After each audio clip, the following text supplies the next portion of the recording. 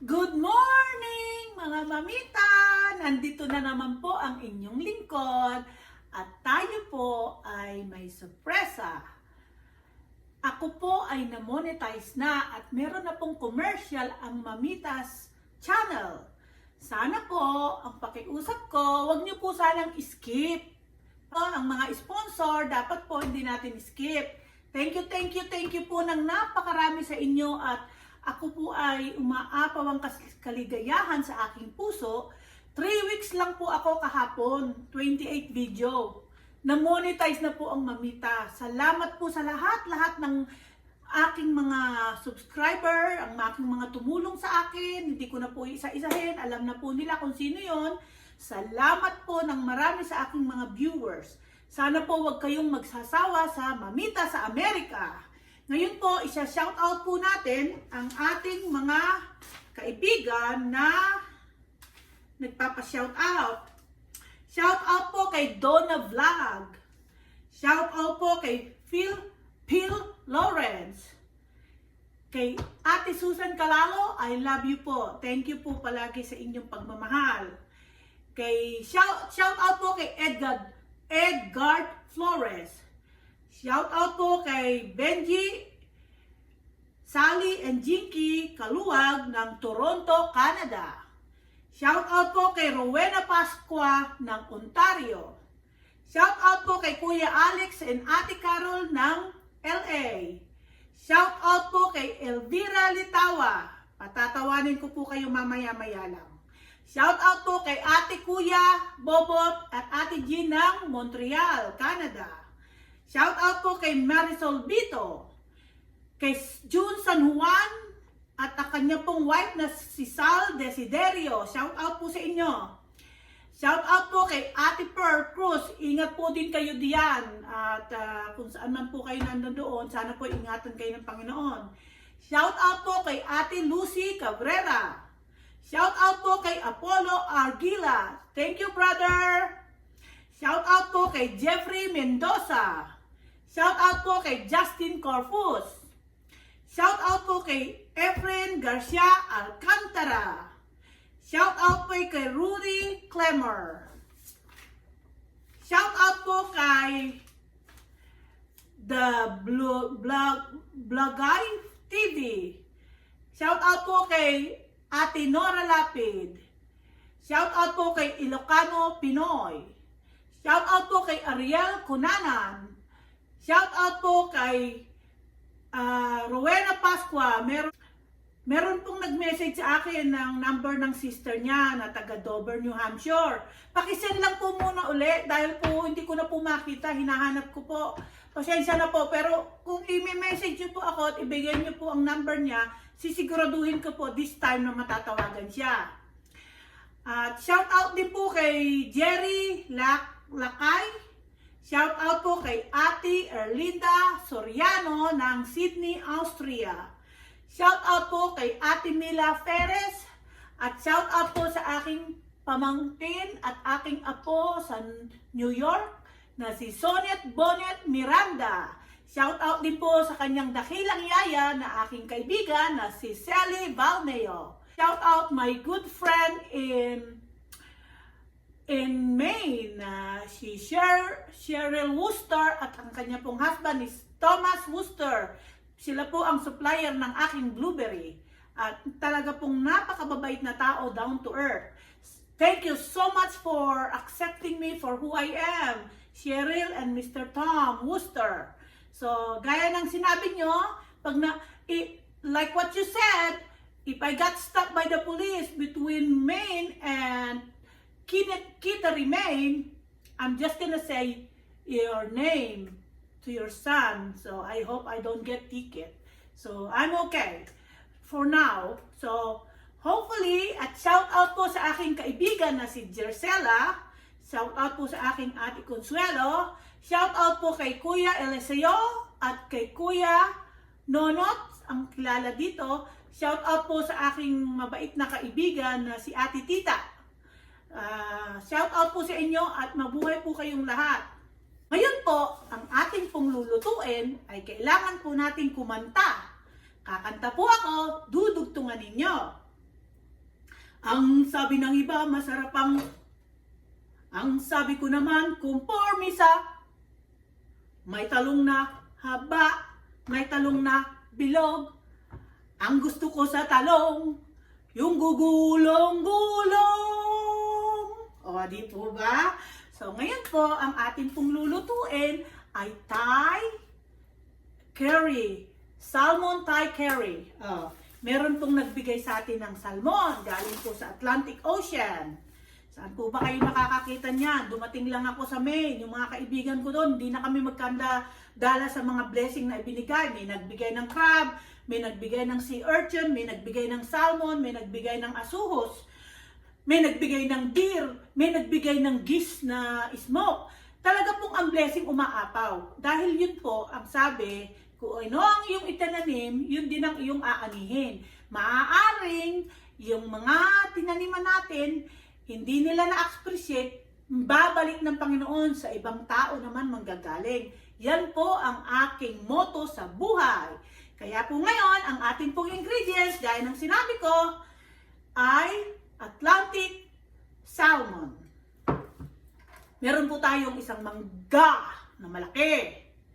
Lalagyan din po natin ng talong na haba.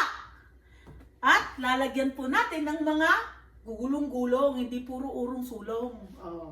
Lalagyan din po natin ng Thai basil.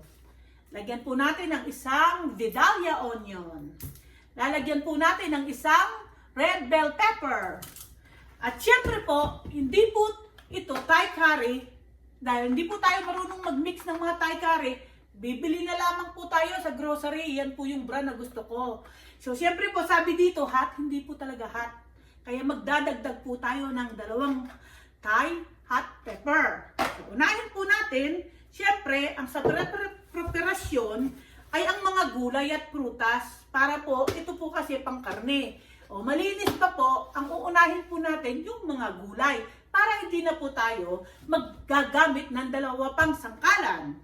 So ngayon po, ang lahat po ay atin nang lilinisin. Umpisahan po natin sa bell pepper.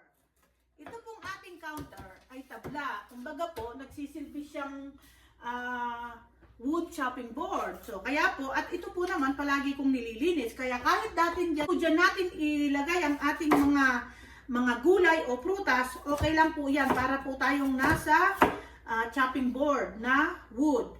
So, syempre po lalakihan natin. Kasi pag naluto po ito, isang subo na lang. Una po natin yan. Susunod po natin ay ang mangga. So, ito po, ang gagawin po natin sa mangga, sa last minute po, yun po natin ilalagay. Hindi po siya masyadong luto, hindi rin po siya hilaw. Para po nalalasahan pa rin natin ang mangga. So, ngayon po, hiwain niyo po ng 3 yung isang pisngi ng mangga. Tapos, hiwain niyo po ng maninipis na diagonal. Na po ang kapito dahil tumataba daw po siya kaluluto ko. Ayan, sabi ko naman, dapat amuhin lang niya kamukha ng ginagawa natin.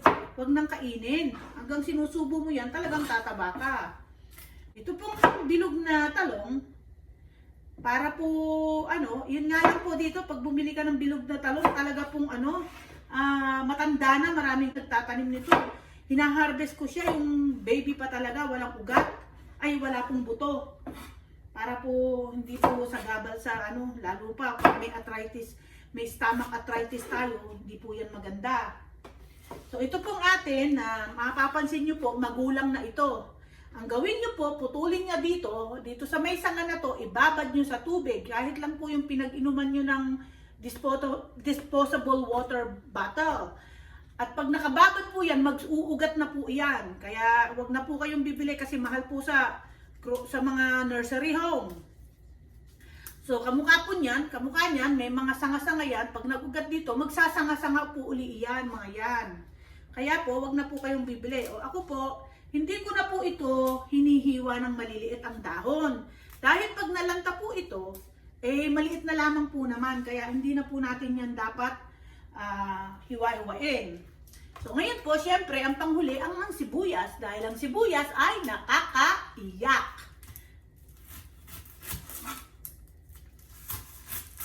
So ang gagawin po natin, 4 lamang na hiwa. Tapos, tsaka nyo na po tanggalin ang balat. Oh. Dahil pamaya po, pag ginisa natin yan, maghihiwalay-hiwalay naman yan. Ngayon, bibigyan ko lamang po siya ng isang talong na purple para po colorful ang ating Thai curry na salmon. Kaya po, para po maganda pag hinain natin sa white rice. Ngayon po, siyempre po, yan, nakahaano na. So, tapos na po tayo dyan. Ang binigay po sa atin ay steak salmon. So, ang gagawin ko po dito, bibiyak-biyakin ko, tatanggal ko sa buto, sa tinik, para po makain ang aking unika iha. At ngayon nga lang po, may nakausap akong kaibigan na kinukongrats ako. Akala ko po dahil sa ating video na namotonetize na, nakatanggap daw po sila ng newspaper, na local newspaper, nakita daw po nila yung anak ko na Dean's List. Siyempre po, hindi ko naman po pinagsasabihan sa mga kaibigan ko, bahala na silang makaano. Ang importante po, yung anak ko, napalaki ko ng maayos at naging responsibilidad, yan po ay isa ng kayamanan sa akin. So yan po, nakita ninyo, akin na pong tinatanggal sa balat. Ito po ay lalagyan natin ng asin, seasoning, para po piprito po natin siya, isi-seared. Huhugasin po natin siya ng malamig na tubig. So ngayon po, lalagyan po natin ito ng salt. Siyempre ko, dito na natin medyo tatapangan ang salt dahil piprituhin natin. So ganyan po. Yan. Mga mamita, ito pong ating salmon. Pagkatapos po natin lagyan ng asin at paminta, lagyan po natin ng konting harina para hindi po tayo puputok-putukan. Kasi po, may konting taba yung belly. Puputok-putok po. At para po hindi tayo masaktan. So ngayon po, sa pag-iinit ng mantika, lalo na kung may isda, kamukha po nito, hindi ko po pwedeng gamitin ng ating exhaust. Lalagyan po natin siya ng konting luya. Para po hindi mangamoy ang buong bahay ng mamita. Lalagyan po natin ng luya para hindi po mangamoy ang bahay ng mamita. Dahil mamaya po sa paggigisa natin ng curry, hindi naman po talaga yan lalagyan ng luya. At yung pong curry na ready-made na yan na nabibili natin sa grocery, kumpleto na po yan. Hindi na po dapat lagyan pa ng luya. So ngayon po, lalagyan po natin ng luya para mabango po yung ating bahay. Hindi po masyadong mag-amoy isda. Lalo na po yung salmon, may amoy po talaga yan. At saka yung mga butterfish, tsaka po yung mga scrap, ang babaho po niyan sa bahay. Kaya hanggat maaari, nagpipirito lang ako sa labas.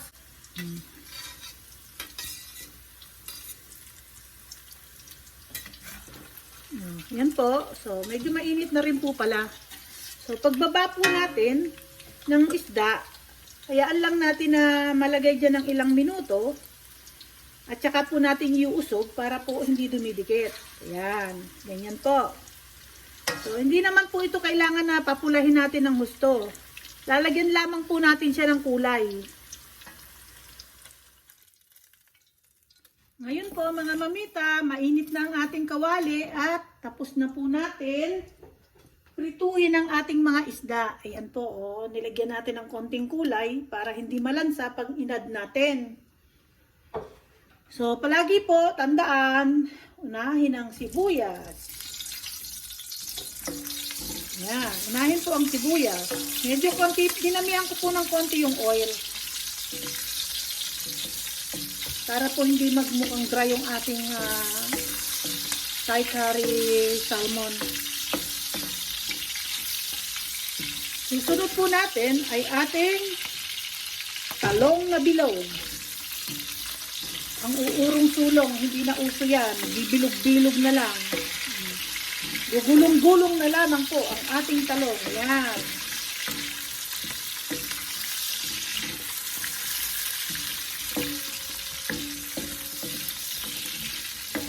Ito pong curry na to, nasa sa inyo po kung ano yung gusto nyong ilagay na gulay. Pero ako po, talagang gusto ko magulay para sila po kakain ng isda. Ako rin po kakain, pero kahit gulay lang po. Talong lang po ay ako'y saktong-sakto na. Mabilog o mahaba. Yan po.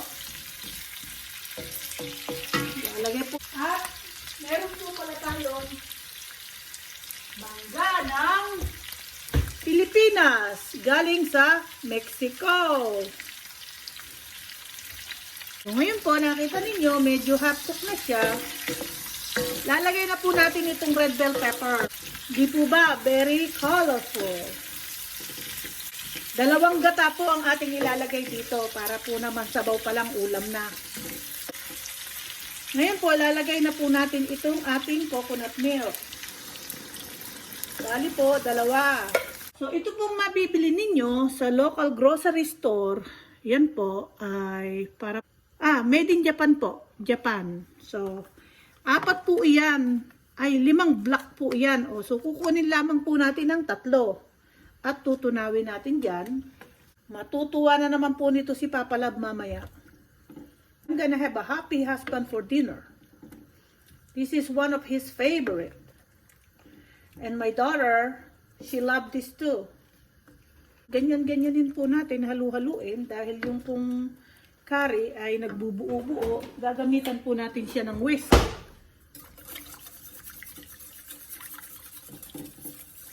Dahan-dahan lang po. Ito. Ay, sorry po. Nahulog ang tangkay. Hahatiin ko lamang po yan sa gitna. So, isasama ko na po ang ating isda. So, kaya po ang sabi ko sa inyo, kung gusto nyo, medyo brown, minsan po, kung ayaw nyo, ganyan. Pero, ang kagandahan po niyan, hindi po yan madudurog.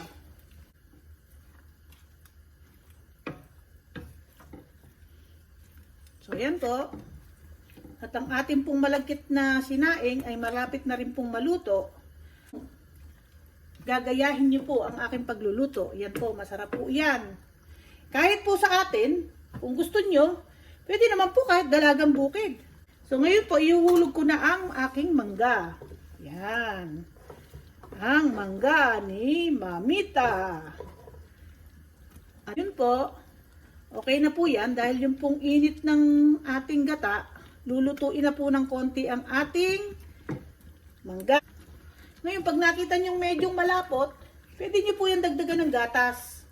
Kahit na regular fresh milk or fat-free milk.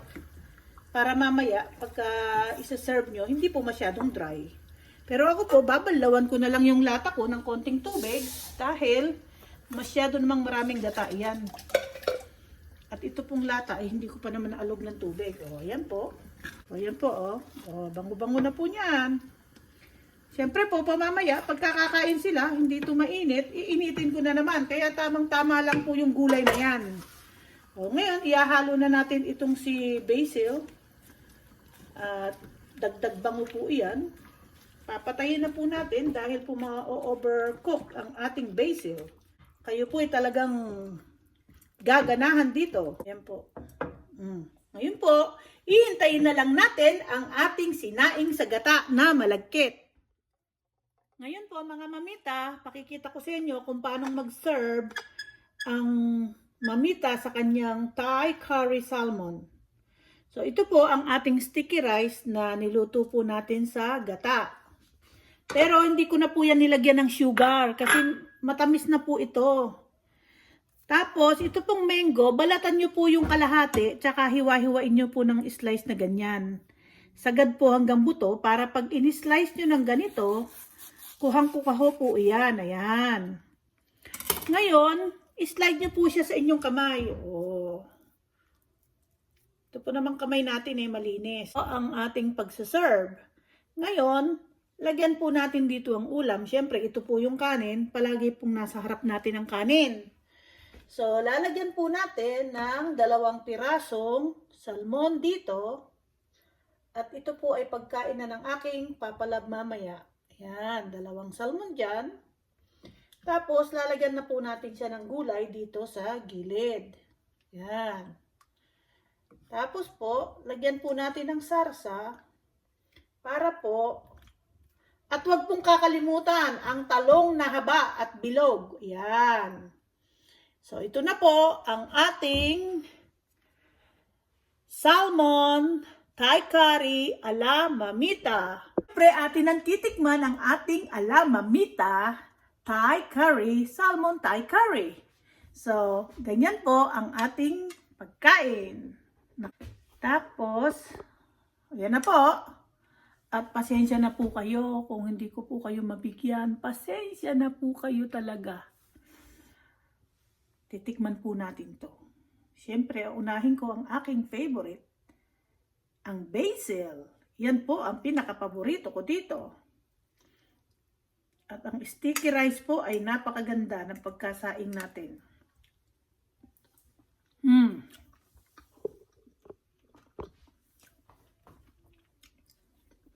Napakasarap po.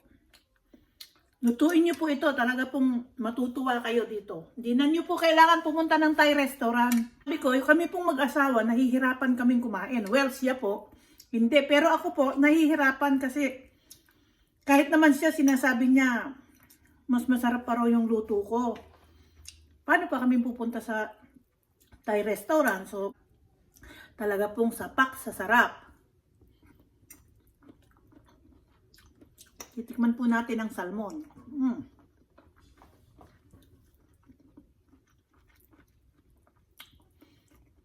Pakasarap-sarap po nito. Promise po. Lutuin nyo to at sigurado ko mag-i-enjoy kayo. Isang subo na lang po kasi hindi pa po nanananghalian ng mamita. Mukhang ako po yata kakain ito.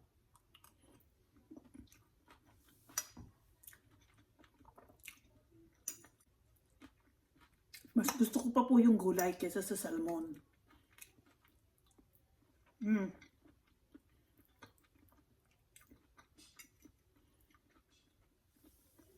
Yung pong onion at saka bell pepper nagsama.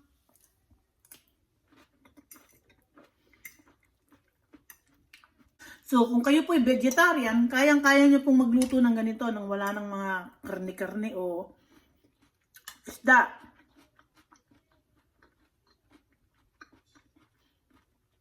Pero po dyan sa Pilipinas, siyempre, kaya nyo po itong lutuin kung meron kayo kahit na dalagang bukid. Kasi, mga mamita sa Amerika, sorry na lang si Papa Lab, ako na lang muna kakain. Hanggang dito na lamang po. Maraming pong salamat sa inyo mga mamita at mga papitos na handang sumubaybay at manood sa aking channel.